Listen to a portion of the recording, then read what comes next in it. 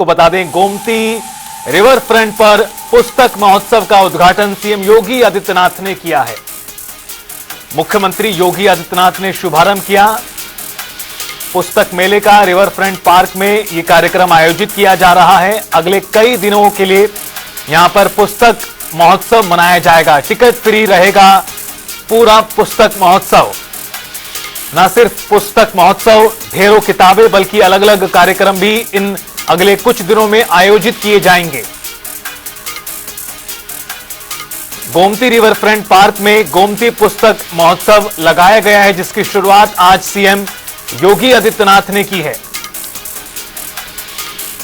आपको बता दें कि इस मौके पर विभिन्न कार्यक्रम आयोजित किए जाएंगे। सभी आयु वर्ग के संबंधित रुचि वाली किताबें यहां पुस्तक मेले में देखने को मिलेंगी।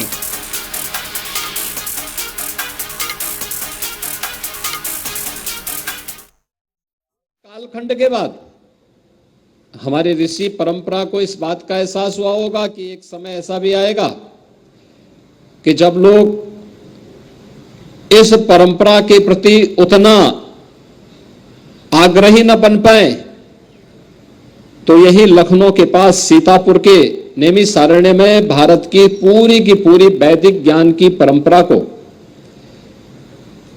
हजारों ऋषि मुनियों ने अपने चिंतन से, अपने मनन से एक लिपिबद्ध स्वरूप दिया था और नैमिषारण्य एक तीर्थ के रूप में विकसित हुआ।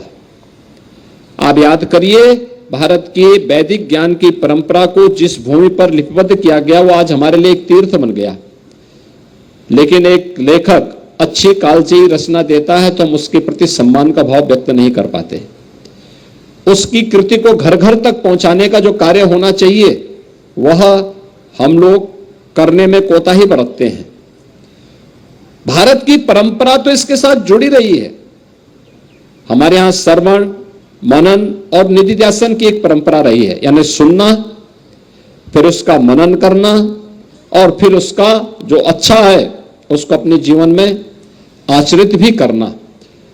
इस महान परंपरा के हम वारिस हैं और उस परंपरा को विस्मृत करके हम लोग जिस डिजिटल युग की तरफ जा रहे हैं,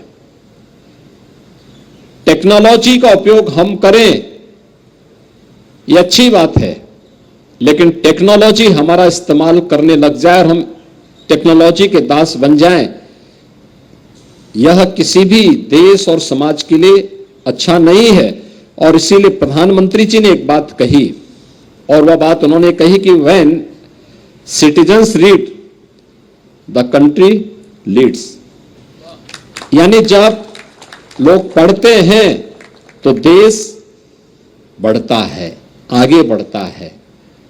और उसको आगे बढ़ाने के लिए ही हम सबको उन कृतियों की ओर जाना पड़ेगा। और उत्तर प्रदेश तो इस दिशा से बहुत सौभाग्यशाली है कि हम लोगों ने आम जनमानस की सुविधा के लिए वैदिक संस्कृत को व्यवहारिक संस्कृत में देने के लिए महर्षि वाल्मीकि उत्तर प्रदेश की धरती में पैदा हुए और उन्होंने रामायण जैसी कालजयी रचना, दुनिया का पहला महाकाव्य उन्होंने रामायण के माध्यम से दिया था।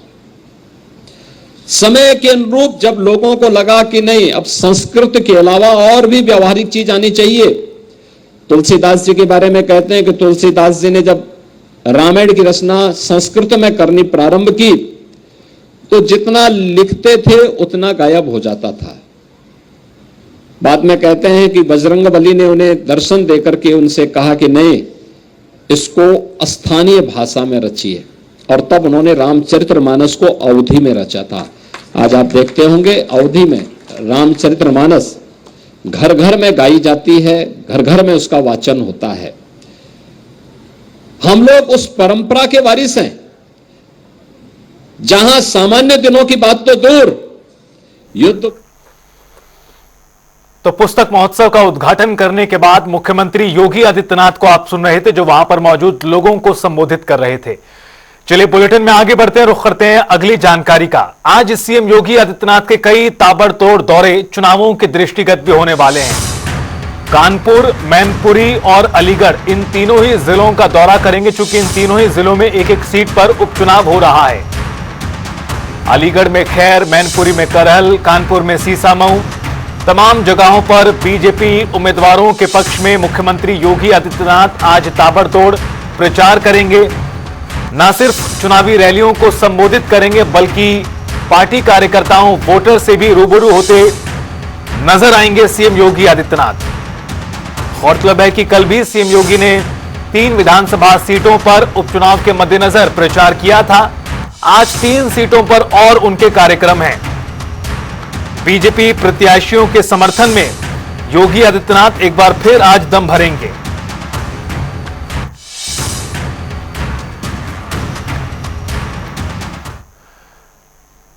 रुख करते हैं अगली जानकारी का। मैनपुरी में शिवपाल यादव करेंगे चुनावी सभा। प्रत्याशी तेज प्रताप यादव के पक्ष में प्रचार करेंगे। समाजवादी पार्टी के दिग्गज नेता शिवपाल यादव। अहिंसा पेट्रोल पंप पर आयोजित होगा यह कार्यक्रम, जहां शिवपाल यादव प्रचार करने पहुंचेंगे। तेज प्रताप यादव इस सीट से पार्टी के उम्मीदवार हैं और उनके पक्ष में प्रचार करने के लिए शिवपाल यादव आज पहुंच रहे हैं।